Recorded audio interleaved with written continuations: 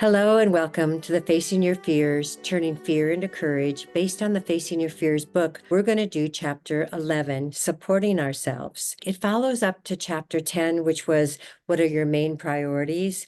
And so if you've already done chapter 10, which talks about your priorities in your life right now, what we can do then is set goals for ourselves right now and find out what we're saying to ourselves towards those goals so that we can find out if we're sabotaging ourselves or supporting ourselves. And it's very much like the prosecuting attorney and the defending attorney that I've talked about in past podcasts. But in this one, let's set a goal. Like say it's to be healthy, strong, vibrant.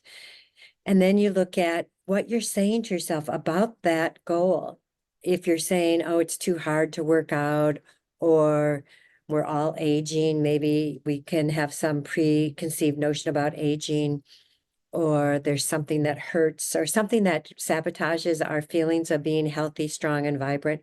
We want to look at those and actually write down what we might be saying that could sabotage us so that we're aware that we're saying it, and then come up with the defending part of us that supports our goals. So it would be, I am really healthy. I do hiking and a lot of physical activities, and I am feeling strong and able to do what I want to do. So you write those things down and you start defending yourself, and then it's easier to work towards your goals. So there may be other goals, like in work. Some of us have financial goals or retirement goals, or even trying to save a certain amount of money.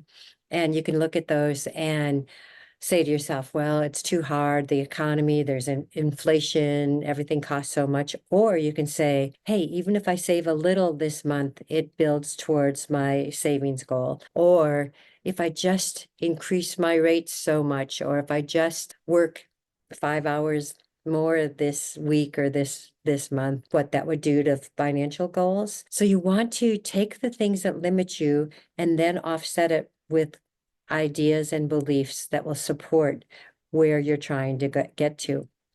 If I look at some of my goals, like to be supportive, but also allow my kids the space they want, my kids, my grandchildren, it would be that, what could I say to myself that'd be negative? Let me think of what that would be. I don't have enough time. I'm too busy. I don't want to be a burden as far as interfering with their lives. Those are negatives. Now, if I look at the other way, I will always find time with my kids or grandkids. They're a priority to me, and I will set things aside to make sure I have time with them. The other part would be I can always check with them to see how much they want me to be a participant in their lives and make sure that it works for both of us. So you can see how you take that negative belief and then change it to something that will be a solution, not a problem. We can do that with relationships too. A lot of us have a tendency to point our finger at our partner and say, he or she does this and it doesn't work for me, or something like that, that makes it negative. If you decide I can speak my truth, my partner does listen to me, my partner does care about me, again, you're going for the supporting beliefs and not the negative beliefs. The negative beliefs are learned falsehoods. I could call them lies. The negative beliefs come from either our parents, that they don't mean to do that, but if they're critical or judgmental, we can end up like that. Or society, which definitely has a tone of fear and critical and judging if we look at any of the news or listen to the news. And so we want to take those kinds of beliefs and feelings and turn them into a belief that our partners are good, our relationships are good, and we can make them better by setting goals. The other goal that I like to talk about is adventure and fun. If we have things that we're looking forward to, it makes our lives really worthwhile. So I highly recommend that we always have something big or exciting in the future to look forward to.